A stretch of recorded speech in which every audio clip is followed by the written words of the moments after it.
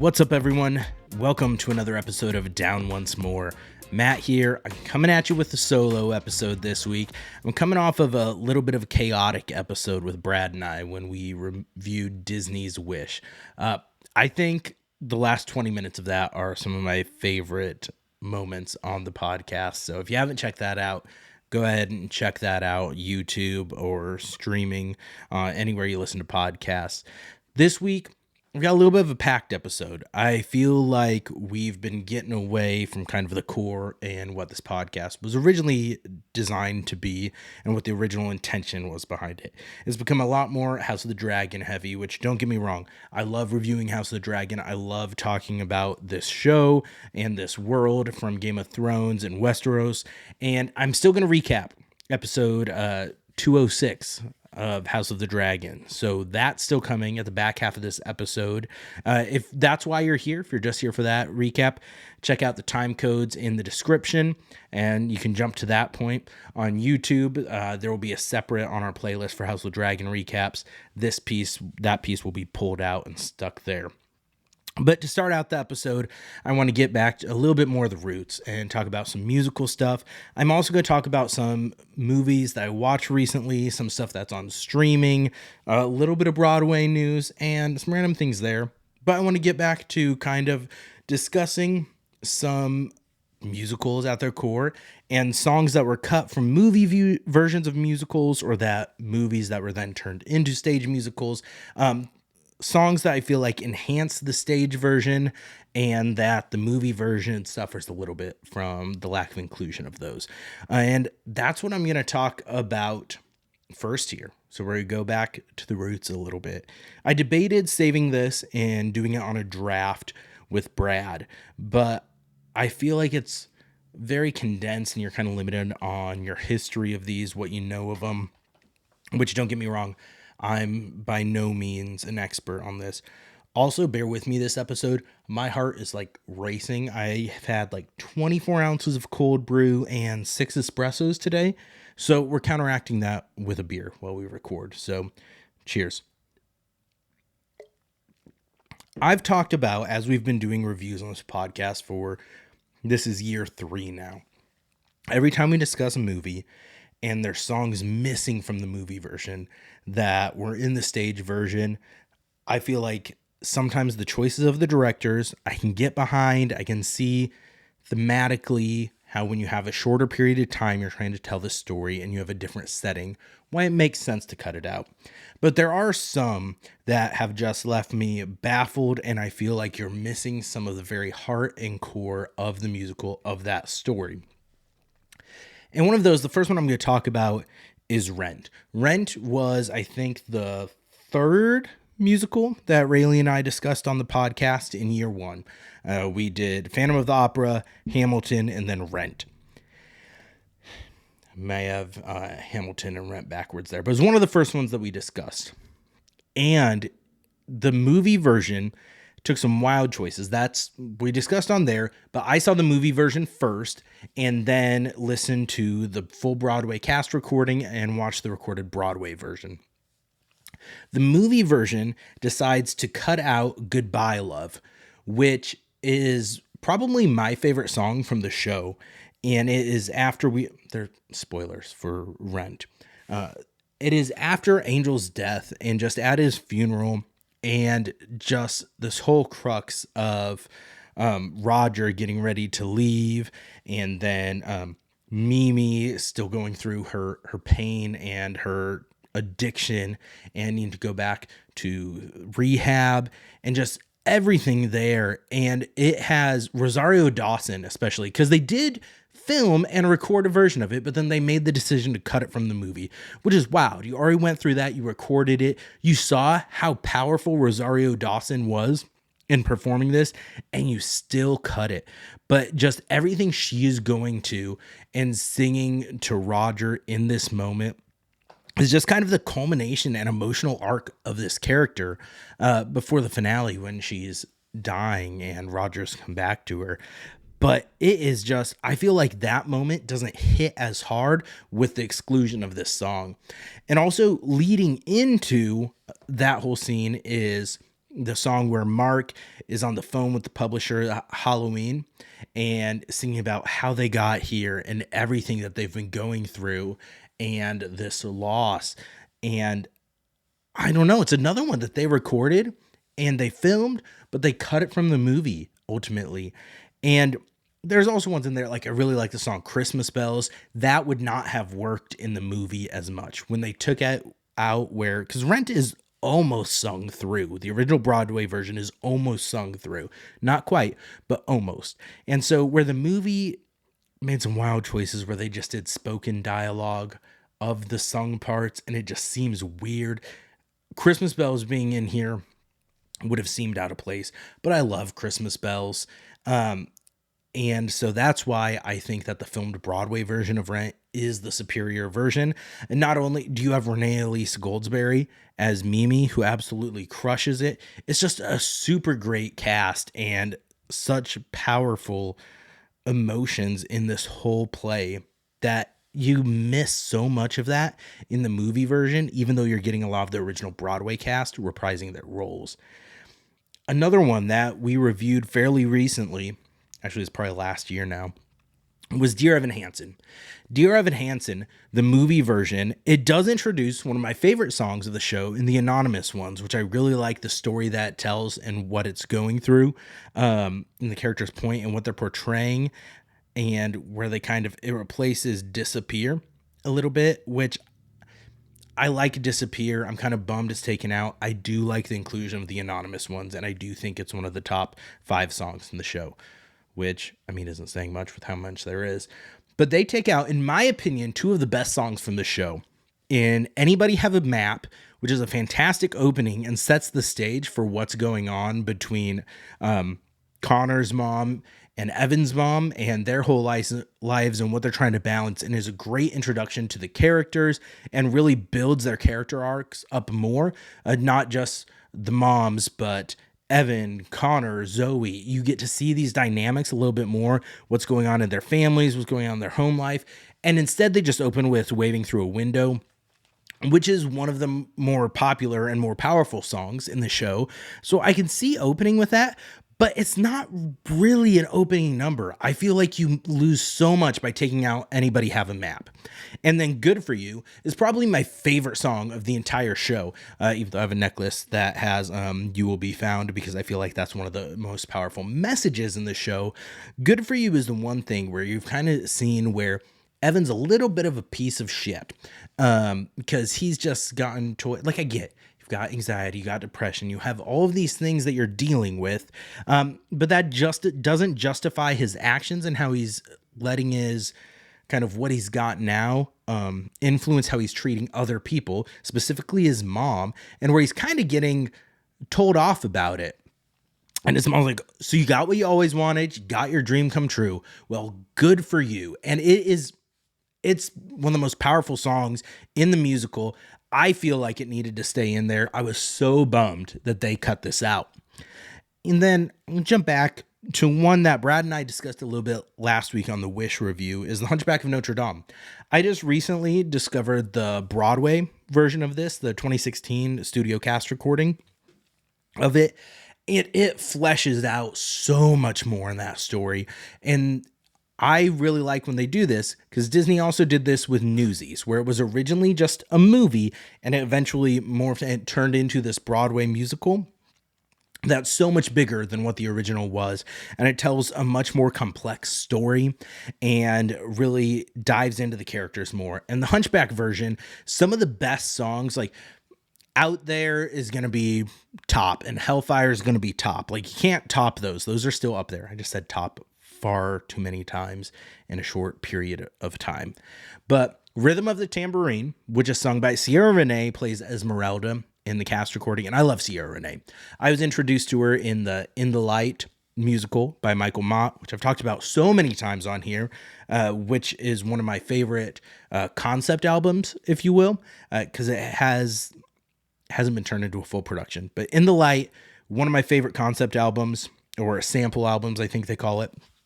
And Sierra Renee is fantastic in that. And then when I was watching the Bryan Cranston Showtime series, Your Honor, she's in season 2 of that. And she just has just kind of like a mesmerizing voice and such a beautiful voice. And she's such a strong, powerful voice. And so Esmeralda is given a lot more to do in the musical version of Hunchback.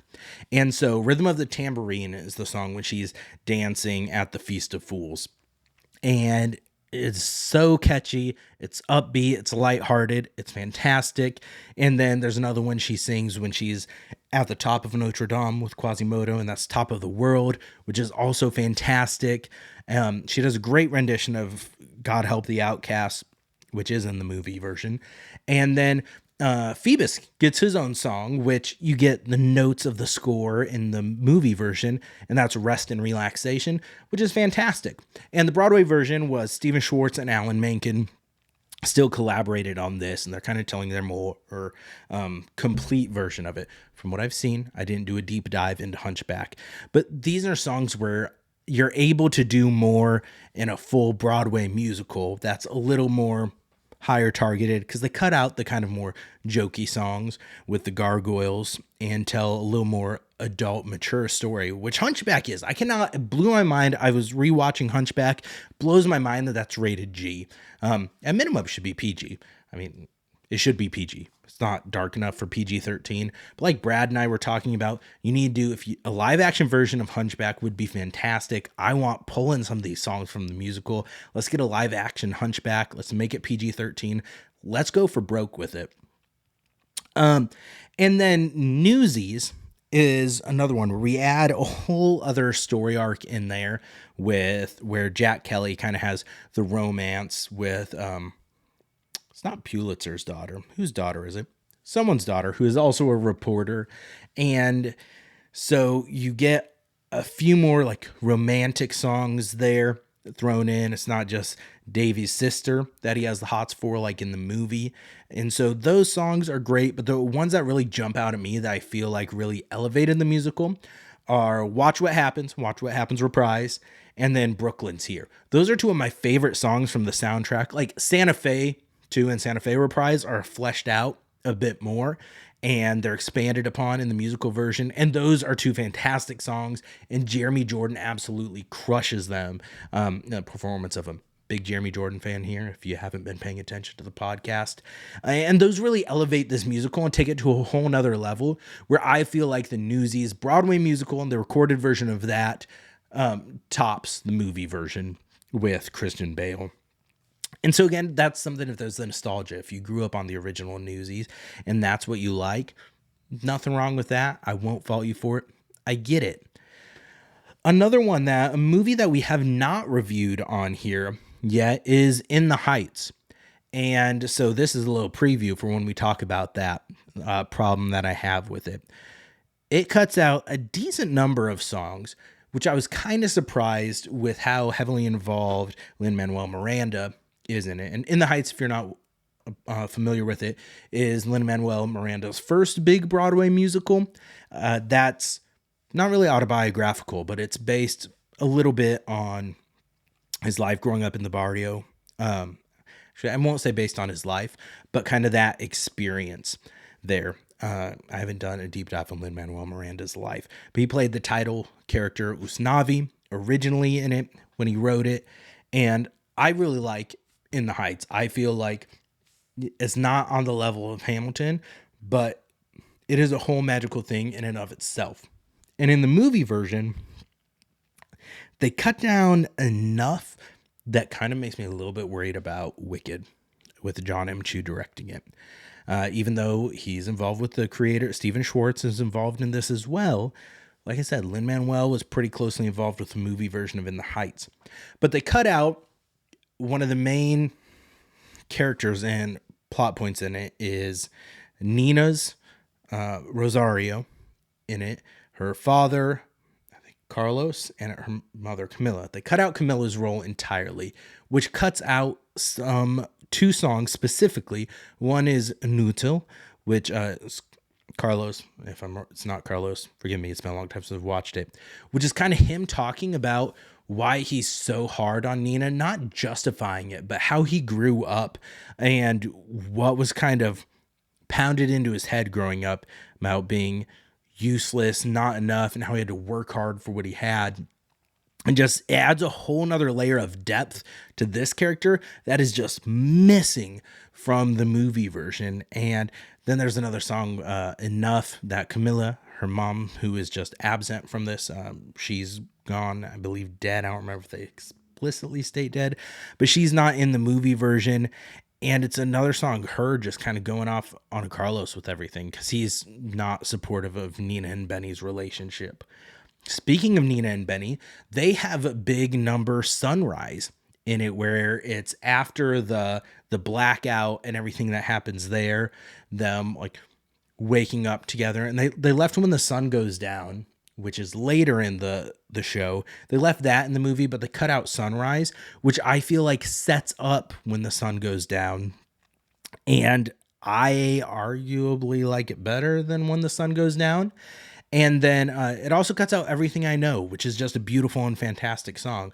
So there's a decent number of cuts in that movie that I felt like didn't need to be there. You could have expanded on these more. And so I was disappointed to see that. And then a few others here. We're getting towards the end. Sweeney Todd. Rayleigh and I did review Sweeney Todd. But I feel like it was just...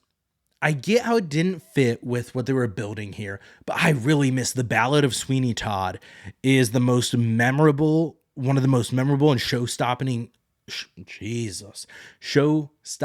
openers to a musical, and is a great introduction and kind of summary to this musical. And you do have the score of the Ballad of Sweeney Todd still playing in the opening credits, but the actual song itself is fantastic, and I really do miss it from the movie. And then I've talked about this movie a number of times here, but Mean Girls, the musical version, I really missed More Is Better. More Is Better is the song that Katie sings to Aaron at the party at her house. They keep some of the dialogue from it in the movie, but I really like that whole moment, and where you're getting to see Katie's character kind of, where it's the whole, like, you are a clone of Regina. That whole scene takes place when Aaron's kind of calling her out on it, but you're getting to see a little bit behind the curtain with her a little bit more. And it's just a beautiful song, and I really like it. And I was really mad that it was cut out from the movie. And then, despite the fact that Renee Rapp absolutely crushes her part in it, they absolutely butchered Meet the Plastics, because it's still called Meet the Plastics, which is false advertising, because in the song you do not meet the Plastics, you meet Regina George.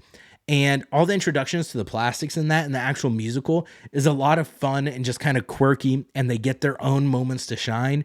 And I was really disappointed with the exclusion of that in the movie and how much they just condensed it. And I think that part of that is because they were even talking about how what they were going for with this is kind of to make like catchy, like TikTok, Spotify type songs that could pop off.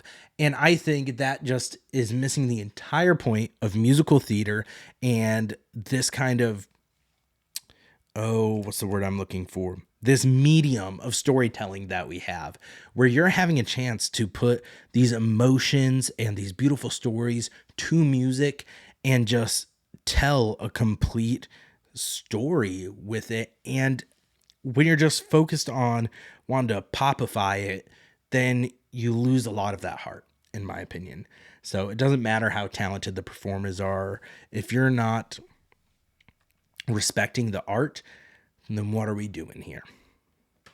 That does it with my rant on songs that should have stayed in movie versions of musicals, or songs that elevated stage versions of movie musicals.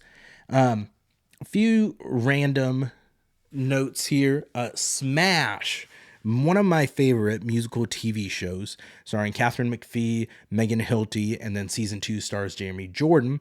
Kristen Borles is in it too, and Deborah Messing. Fantastic cast. It ran on NBC. It only ran 2 seasons, and it was canceled. It is now streaming on Peacock. It wasn't streaming on anywhere for the longest time, but it is now streaming on Peacock, partially in preparation for their turning Smash into a musical, which I'm not quite sure how I feel about that. And that's supposed to premiere on Broadway, I believe. It's going straight to Broadway, not off Broadway, in 2025. So seasons 1 and 2, so the only 2 seasons of Smash are streaming on Peacock. If you haven't watched it, you really should go watch it. It is fantastic. Season 2 features songs written by Pasek and Paul, who did Dear Evan Hansen and The Greatest Showman. And some of the songs that they wrote on it are the ones that Jeremy Jordan's character is writing musical in it, called The Hit List, which is one of, if we're talking about fictional musicals that are in media, The Hit List is one that I want to see the whole thing fleshed out, because I love every single song from that show that is in that musical, if that makes sense. A little bit convoluted and confusing, but it is fantastic. And season 1, I feel like the story and everything where that goes is better, but season 2, the music in it is just so damn good. And so I highly recommend Smash. Go check that out. On other streaming news, and speaking of Peacock, Those About to Die is a new action drama set in Rome, the time of the gladiators. And we're at this point where Gladiator 2, they just released the trailer for that, and it looks so much better than I was expecting. And so I rewatched Gladiator because it's been a long time since I've seen it. It is a fantastic movie. Russell Crowe's so good in it. It is a great epic, and I love a good period epic. And so Those About to Die is a Peacock original series. It stars Ewan Rowan, who played Ramsay Bolton in Game of Thrones. He kind of runs betting on the chariot races and the games. And Anthony Hopkins is in it. And for a second, I thought Those About to Die was about Anthony Hopkins, because he is looking old in this show. Still given a decent performance for a show that I don't know how he ended up in this, because almost everyone else in this are people that I have not seen in anything before. And the caliber of acting, he stands head and shoulders above it. And he even seems a little bit like he's phoning it in a little bit, and he still absolutely crushes everyone else here. This show, I only watched 1 episode so far, so I can't give full judgment, but based on the first episode, it is trying to do a little bit what Gladiator did, a little bit with what the Star series Spartacus did. But what Spartacus did was it just went over the top violence, over the top gore, over the top nudity. Like, Spartacus has the most male full frontal nudity that I have seen in almost any TV series. Well, no, straight up, it's the most male full frontal nudity that I have seen in any series.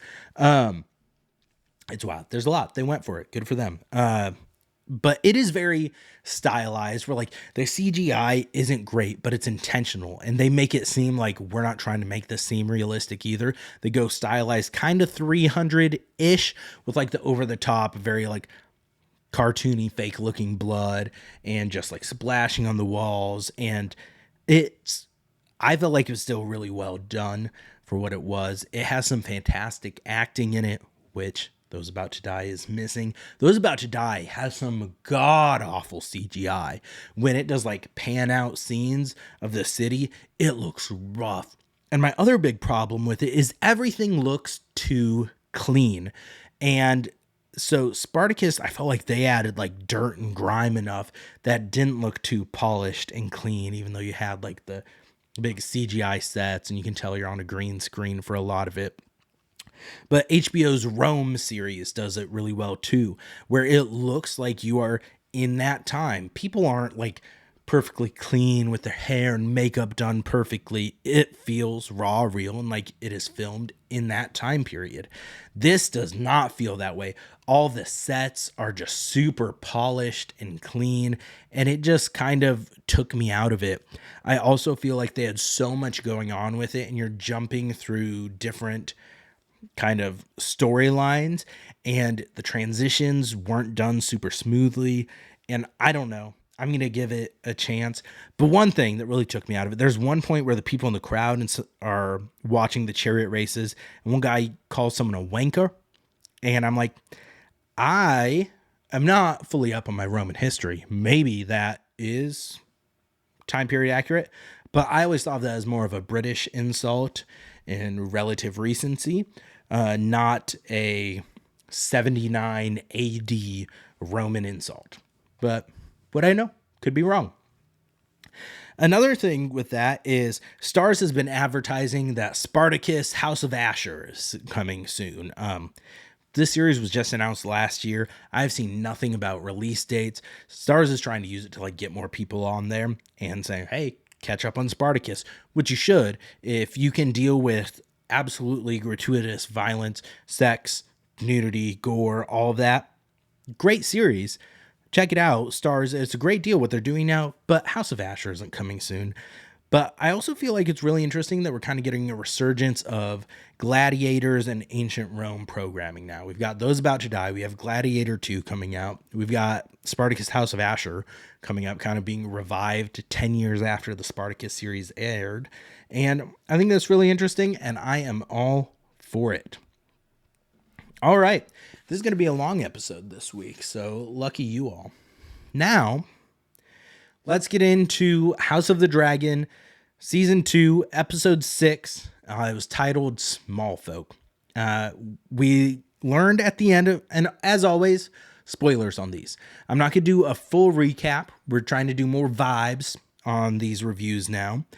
And so we got at the end of last episode that Jace was talking to Rhaenyra about, hey, maybe people who aren't direct descendants, like they're not in our family, they still have some Targaryen blood in them. We need more dragon riders.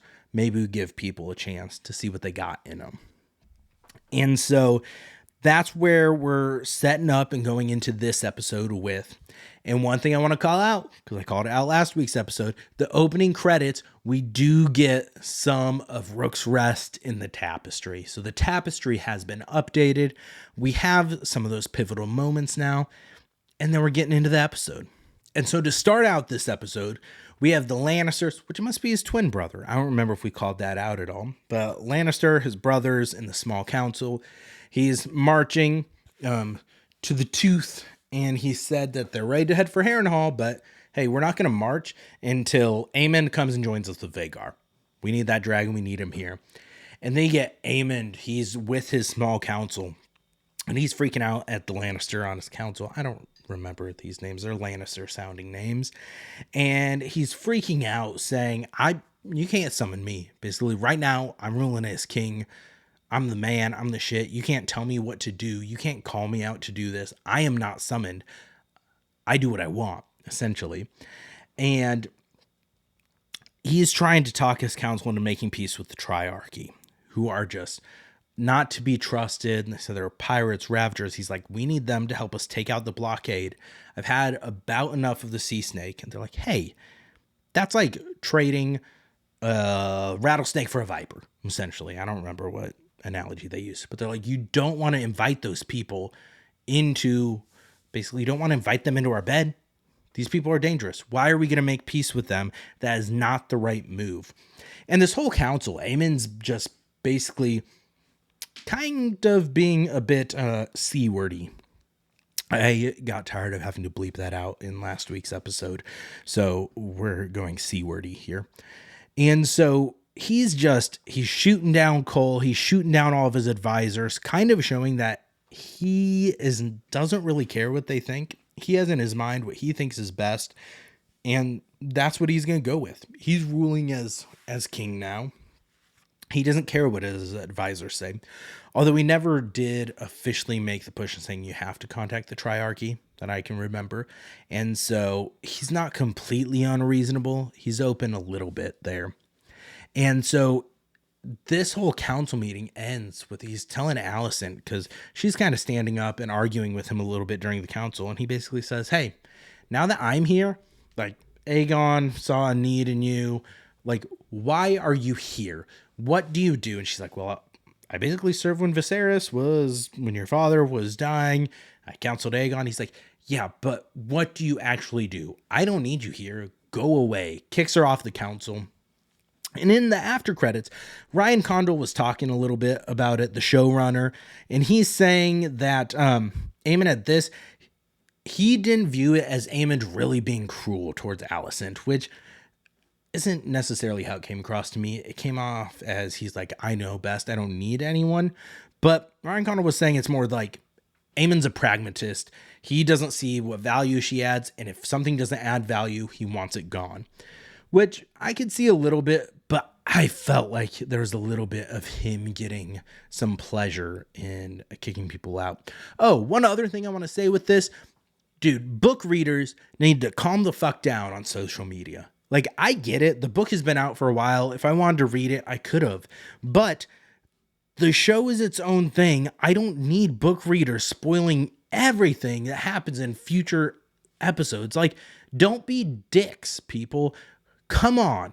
I don't need you to tell me that XYZ happens in the books eventually. So, oh, don't get too attached to that character because of this. Why? Why can't you just let people enjoy stuff?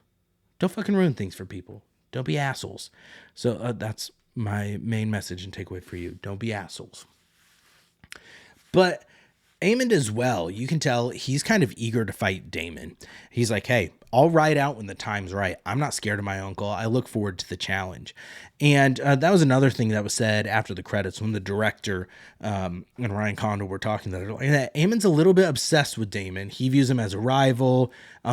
And with Aemon too, one thing you see in him is that he won't be puppeted like Aegon was. Like Aegon was easily swayed by both Larys, not really Alicent, and he just stood up to Otto, but Kristen Cole and even Aemond a little bit. Aegon wasn't as strong-willed and smart as Aemond is. Aemond is very cunning and conniving, and he is tactical. Even though he is rash at times, he is tactical, and he does have a plan going on. And I can't remember if this happens now or a little bit later, because another thing, Aemon sends Cole away. He's like, nope, you need to go start marching on Harrenhal. We have to get him from both sides. You better leave now. It's a little bit of a march. And then we get another moment with Alicent and Gwaine as Cole's about to ride off again. And they talk about Darren, Alicent's youngest son, who I completely forgot she had a youngest son that was out at Old Town, I believe is where Darren's at, where Gwaine was from. And she's asking Gwaine about him, says he stopped riding.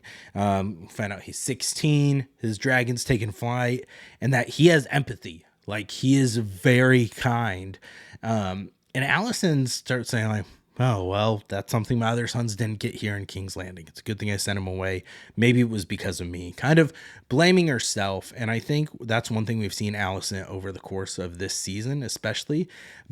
She's been a lot more reflective about how her children are acting and behaving and how she may have failed them. And kind of turning a lot of that blame inward and what she could have done better. But we go back to Rhaenyra and her council here, and Corlys shows up to her council, and he puts his little handpin on. He's accepted her nomination to be Hand of the Queen and wants to assist her. And Rhaenyra calls in Sir Darklyn, who we met in some of the earlier episodes. He was the one that kind of accompanied Rhaenyra to King's Landing when she went to go meet with Alicent and try to broker her peace. When he came back and found out that the Darklyns, that his father had been beheaded by Kristen Cole and their armies when they were marching. And Rhaenyra tells him, hey, we traced your grandmother's grandmother was a Targaryen princess. So congratulations. We want you to try to bond with Sea Smoke. He's been lonely off there since Laenor died, which he's not dead that we know in the show. He was off with his lover. They faked his death so that he could go be happy and wasn't going to get murdered. And so Sea Smoke is lonely. We need to get someone to bond with him. You could die, but let's give her a try. And Sir Darklyn's all about it. He's like, I'm honored. Dragons are God. Let's do this thing. And I'm not doing it in chronological how it happens in the show, but we get Sir Darklyn trying to bond with Sea Smoke and approaching him, and you have the dragon handlers speaking High Valyrian, trying to like kind of calm Sea Smoke and have him ready for Sir Darklyn to get on. And Sea Smoke goes down, like, let Darklyn mount him. Darklyn speaking, like telling him calm in High Valyrian. Good on Darkland for knowing a little bit of High Valyrian commands. And he's like, I've actually done it. And then Sea Smoke just pulls up and just fucking torches his ass. Just burns him, burns one of the handlers, and the handler who's burning in the Dragonfire just takes out his knife and just slits his throat. He's like, yeah, I'm not gonna fucking burn to death. I'm making it quick and painless. Well, as painless as it can be at that point. And Darkland's burning there, and Jace and Rhaenyra Jace ushers Rhaenyra away, and Rhaenyra is very defeated in this moment, and she's kind of approached and played to by one of the councilmen, by Lord Bartimos. We find out later his name was, maybe it was said before, but the old white guy who's bitchy, and he's saying like, Sea Smoke has now fled Dragonstone. We lost Sir Stefan, and basically bitching about, why do we waste this? Why do we make this risk? And Rhaenyra just turns around and bitch slaps him, which is just a boss ass move. And she says, well, you know what? It's my fault, I think, that you have forgotten to fear me. And I thought that was such a badass line. And there were so many of those here. It was like, this is just a gangster line. She just wasn't afraid, just slapped him in front of the servants and other people there and kind of put him in his place. Like, you are forgetting who I am. You serve on my council. I am the queen. You still need to fear me, and you should not be able to just speak out openly like you are attempting to. And I thought that was awesome. Great moment. We also had in this more Daemon Harrenhal visions. So we have him confronting Viserys on the Iron Throne and having some dialogue there. And it's the whole scene about, I'm just all over the board with my notes here. It's the whole scene about when Viserys kind of sends him away after hearing Daemon say heir for a day and that whole thing. And Viserys sends him away and says, no, you'll never be my heir, and I'm going to choose a new heir. And then Simon Strong kind of wakes Daemon up. And I'm a big Simon Strong fan. I'm all for him. He's kind of puts Daemon in his place last episode with, well, you call him a king consort, not just a king, because Daemon's wanting to be called your grace and just kind of power tripping here and a little bit trying to usurp Rhaenyra, as we've talked about on previous weeks. And so we're having Daemon kind of with these visions, he's kind of learning more about himself, and he's having to revisit these things that just filled him with anger before. And when you're seeing him in these visions, they're almost filling him more with fear and sadness, not just because he's having to revisit it, but just seeing it in a new light and what kind of is coming towards him in those moments. And we get another one later in the episode when he sees Viserys just in grief, when I believe it was Viserys' wife, but there is a chance that it was Viserys and Daemon's mom. But that Viserys is just in sadness and grieving the death, and you see Daemon grieve with him and being there in the moment. But after this first vision, Daemon goes to storm out after he confronts Sir Simon Strong about things. And it looks like he's just running away, and he's going to go get on Caraxes and fly off, with which you can tell Caraxes is like, why the fuck am I just sitting here? Like, we're not doing anything. I'm just sitting here. I'm waiting. And Daemon and Alice Rivers have a bit of a conversation here. And Alice Rivers is kind of pushing his buttons a little bit and confronting him about, you're just running away. That's what you do. Things get hard. And she had some great lines here. She tells him, she's like, you are not the player. You are just a piece on the board. Kind of Daemon views himself just as this big, better than everyone else, someone who has the game and he knows what he's doing. He's the one making the moves and he's the one in charge. She's like, you are just another player.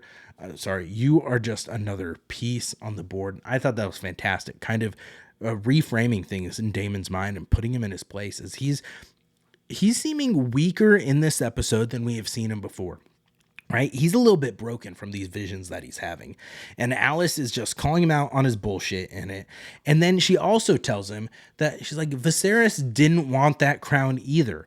The crown is not a prize to be won. It's a burden to bear, which is something that's pretty constant throughout Game of Thrones that you get. They're constantly battling for the Iron Throne and to wear the crown. And then once they get it, no one is happy with it. No one really wants to be king. It also always just brings upon him like more destruction, almost like a curse. What happens to people when they wear that crown? And Alice calls him out on that. And she also tells Damon kind of cryptically, like, hey, do nothing now. In 3 days, the winds will shift. And so, something's going to happen. But we're like, does Alice really know what's going on here? Let's see. We had some times when Corlys is talking to Alan, who is his bastard that Rhaenys confronted last week's episode. Nope, 2 weeks ago. Rhaenys was dead last week's episode. So 2 weeks ago, and Alan had saved Corlys's life. Corlys is talking to Alan, tells him he wants him to sail as his first mate. Alan kind of resists it, says he's not worthy. There's other people who are more worthy of this honor. And Corlys tells him, I was younger than you when I took my first command. And because my brain operates in musical theater terms and is kind of ruined by that, what I instantly heard was George Washington from Hamilton, where he says, I was younger than you are now when I was given my first command. Almost word for word. It just chef's kiss. Beautiful there that we get. I'm glad we were able to bring House of the Dragon to connect with musical theater, just like everyone's always wanted. And so that's what I heard in that moment, and that's where my brain went.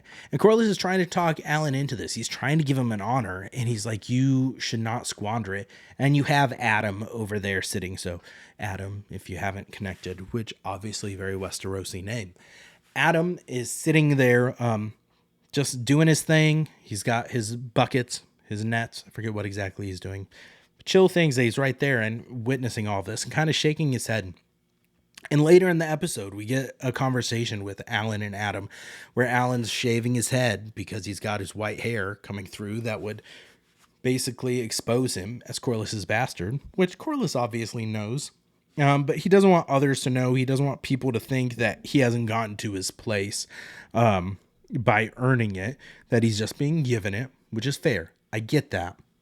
And during this conversation, Adam also says, it's never explicitly been stated before this that Adam is also Corlys's bastard. It's been heavily implied. But in this, Adam is asking, like, why do you not embrace it? Why do you not let your hair grow? And Alan's kind of explaining, like, I don't want them to think that I falsely got this. And Adam's like, at least he acknowledges you. Basically jealous of the attention, the acknowledgement that Alan's getting, because it seems like Corlys doesn't even recognize or acknowledge that he exists. And Alan's even saying, like, he's never going to recognize us as his sons. So that's where we get the firm confirmation that Corlys is also Adam's father as well. And then we do cut to Ulf in in King's Landing, who we're introduced to. He's at a tavern, and he overhears someone talking about how the people in King's Landing up there, they're still feasting and feeding their dragons, sheep. Meanwhile, all the small folk, they're starving. And so we're kind of just doing a hop and a jump to everyone who could potentially be a dragon rider in this, everyone who has Targaryen blood. And we get Mysaria revealing to Rhaenyra, like, she's putting the wheels in motion. She's getting the small folk to start muttering and start their discontent with the Greens. Which, another thing, it just looks wrong seeing the Targaryen sigil on a green background. So, like, the green and gold that Team Green, Alicent and her family, are using for the Targaryen logo, is just wild. Not a fan of that. It seems weird seeing it. And then we get Larys and Aemon talking some. Larys talking about the need talking about the people starting to rumble, starting to be discontent, and also said, hey, by the way, you haven't named a hand yet. It's kind of important that you get that. I think you should have someone who's wise. And Aemon's seeing right through it. He's like, I've never cared for, like, the side speak of what you're doing, but see that it's done. And Larys is just a great moment. He's like, oh, I never thought you'd mean me in a million years, but if that's what you want. And Haman's just like, not you, you buffoon. I don't remember if that's exactly what it says, but that's the sentiment that he's giving. He's like, contact Otto Hightower. I want him back here as my hand of the king. And you just see the other person on the small council just smirking because he could see just right through Laris as well, because Laris isn't being subtle. And I mentioned it in a previous recap. I don't like that we're trying to make Laris a little bit sympathetic this season. We're just forgetting that he's, again, I don't yuck anyone's yum. We don't kink shame here on the podcast, but he is a little bit of a creepy pervert, and we're just forgetting all that this season. And I am slightly disappointed in that. But you have, when they're at this council, and right after Aemon tells Laris to get Otto, the Maester comes in and says that Aegon's woken up. And we just get what I felt like was a little unnecessary view of them unwrapping Aemon's bandages and taking what looks off like romaine leaves of lettuce, just pulling it out from his oozing wounds. I didn't need to see that. And Aemon's comes in and is a bit intimidating of Aegon and basically asking him what he remembers of it. And Aegon just, I don't know if he actually doesn't remember or if he's just not as dumb as we think he is. He's like, nothing. I remember nothing of it. And Aemon's like, well, you tried to fight Meleese. Basically, dumb call. This is what you get for it. And Aegon again is like reiterating, he remembers nothing. I remember nothing.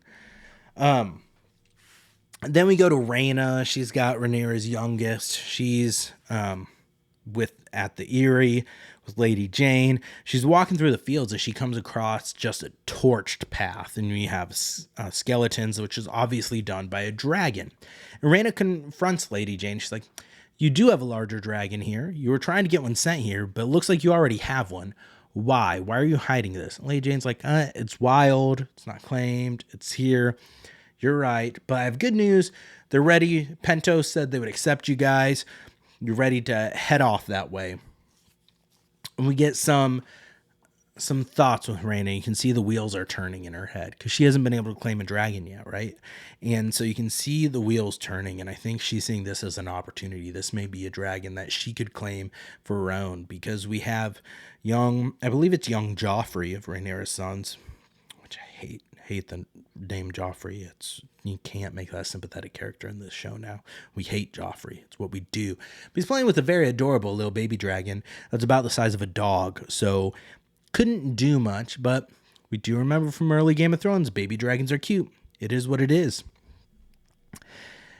We also have now, we're back in Dragonstone, and Mysaria is talking to Rhaenyra, letting her know that, well, Jace is trying to tell Rhaenyra, like, hey, you need Daemon. You should get Daemon. And Rhaenyra is just fucking sick of people telling her she needs Daemon. She's like, I do not need him. I can be my own. I'm doing this with my hand a lot, and I don't like it. I feel like I should be talking like this. This is totally, totally wrong. That's a very bad Trump impression, but I don't know why I keep doing this. I was at a work conference last week, and for some reason I kept doing like hang loose to people. I was doing that, or when I saw them across, like that. I don't know why. Because I'm awkward. I'm weird. I'm dumb.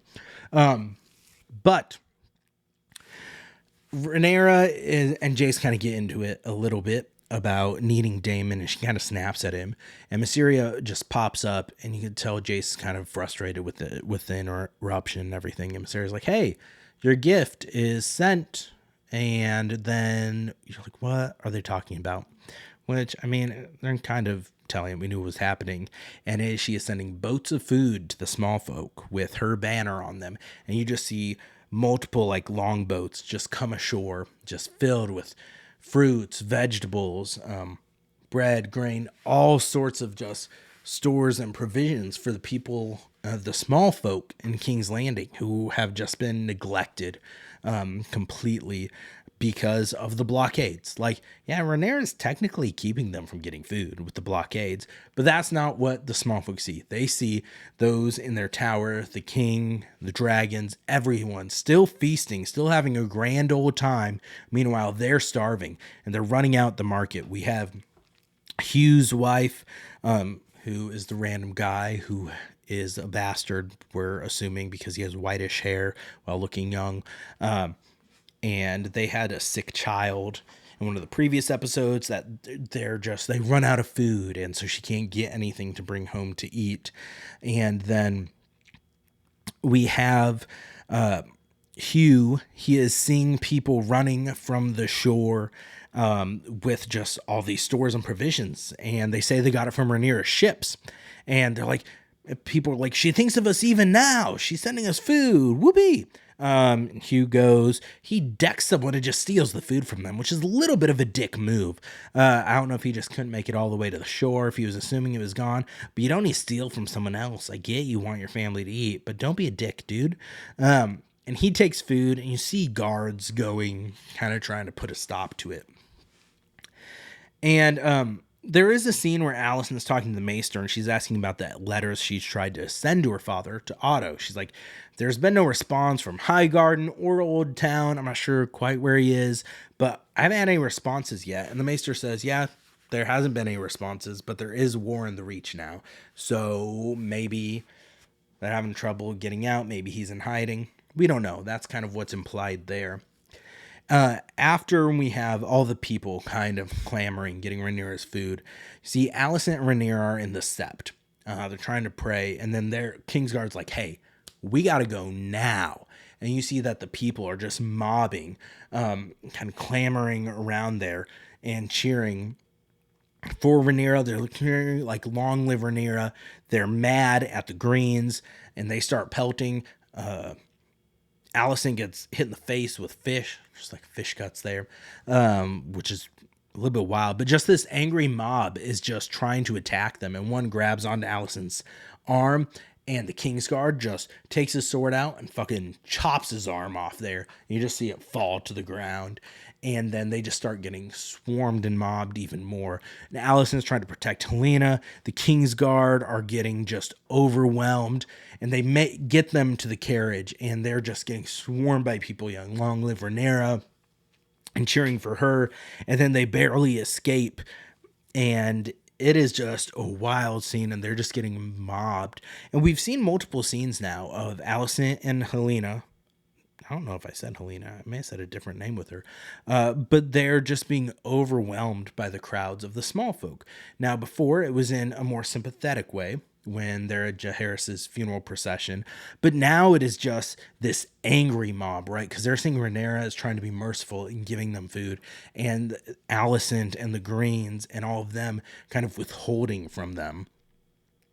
And we get this scene next of Larys visiting Aegon in his bed and having a whole discussion with him, basically, about his life as a cripple and what he's been like and how people view you differently, and they'll stare, but they're going to underestimate you, and you need to use that to your advantage, which I feel like he doesn't quite have it the same as Aegon, because he just has a gimpy ass foot.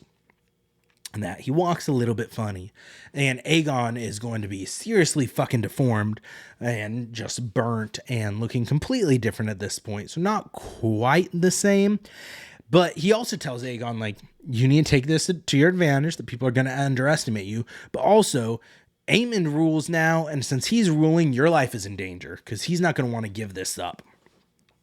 And he's like, but I think you knew that. And Aegon kind of cries and asks Larys to help him. And so you have this kind of bond that I think Larys and Aegon are going to form. Now, the condition Aegon's in does not seem like he will be getting up and doing anything anytime soon. But we'll see. We'll see what happens. There's only 2 episodes left in this. For some reason, I thought it was a 10-episode season. It's an 8-episode season. This was episode 6. We have 2 more after this. We have another, I mentioned it earlier about Daemon's vision with Viserys as well. But Sir Strong wakes him up from this and tells him Sir Grover Tully is dead, because they've been going back and forth against, like, hey, you're not getting these other houses behind you unless you get the Tullys, unless you get their liege lord of the Riverlands to back you. But Sir Strong tells him Sir Grover is dead. Oscar Tully, the little kid that visited him many episodes ago, is now Lord of the Riverlands. Damon's like, how'd he pass though? And Sir Strong's like, he was old and none of their healers were able to do things. We even sent our own healer, Alice Rivers.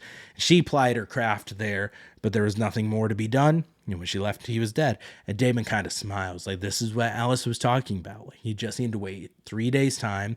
He can kind of tell she had a little bit of hand in this to turn the tides. We're getting towards the end of the episode now, and we have sea smoke flying around the beach of wherever. I don't know if it's Driftmark or not, but flying around the beaches, and you see Adams there, and sea smoke is flying low and kind of dive bombing them a little bit, doing a little bit of flybys, doing some old Maverick from Top Gun, doing a flyby with the tower, buzzing the tower. That's what Sea Smoke is doing here with Adam on the beach. And Adam's running away because they don't know what this dragon's doing. If the dragon's going to attack him, what's going on?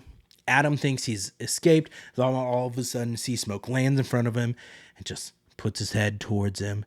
And we don't know what's going to happen, but we know what's going to happen. And then we cut to Rhaenyra and Mysaria having a conversation. And Rhaenyra is telling her, she's like, man, even my son thinks I need Daemon by my side. And she's reminiscing about Daemon a little bit, kind of fondly. She's like, he was everything that I wanted to be. He's carefree and dangerous, and he was a man. And that's what people said that I was lacking to be ruler. He was all these things. And then I was my father's heir. And I had all these things. That was everything that Daemon wanted to be. So they were two halves of a whole. And where she's just fearing and kind of experiencing a little bit of loss of that, she's fearing he may have turned against her. And Mysaria just now is pouring her heart out to her, essentially saying, hey, my father abused me, and he got me pregnant and then attempted to kill me and cut the child out, so I can't bear kids anymore. This is what I've gone through. This was my trauma, and after that, I felt like I would never trust again, because how I was treated. And she's like, but now, Rhaenyra, I view you as steadfast. There's nothing else I viewed as steadfast. Everything else was kind of just temporary and fleeting and not true. But Rhaenyra, I view you as steadfast, and I'm going to serve you because how you treated me, and I believe in you and who you are, and I believe you are meant to be queen. And Rhaenyra just embraces her, and then they start making out. And they have had a bond and a connection. And we've seen that grow, and we see her starting to trust Mysaria more, and you can see Mysaria supporting her. Look, this wasn't in the books. I don't know what it is going to add to the story. I have a feeling from what I had seen in interviews, they were talking about this moment and how when they created it, that it ended in the embrace. And Emma Darcy, who plays Rhaenyra, when they were filming, suggested that it ends in a kiss, that's kind of what it culminated at. And so that's what they got. But what that kind of tells me is I feel like they don't have plans for this relationship to go anywhere, that it was almost like in this moment of sharing and compassion and trust and caring, that's kind of how their emotions bubbled over. But if it doesn't further the plot and it doesn't get anywhere else than that, I don't see what the point is with it. I'll give the writers the benefit of the doubt and see what happens, but it didn't do anything for me in this moment. I felt like it a little bit takes away, but they were just two powerful women who were just having these moments and kind of reflecting on some of their trauma, because all the stuff that Daemon put Rhaenyra through when she was young, their uncle's doing all this, kind of creepy.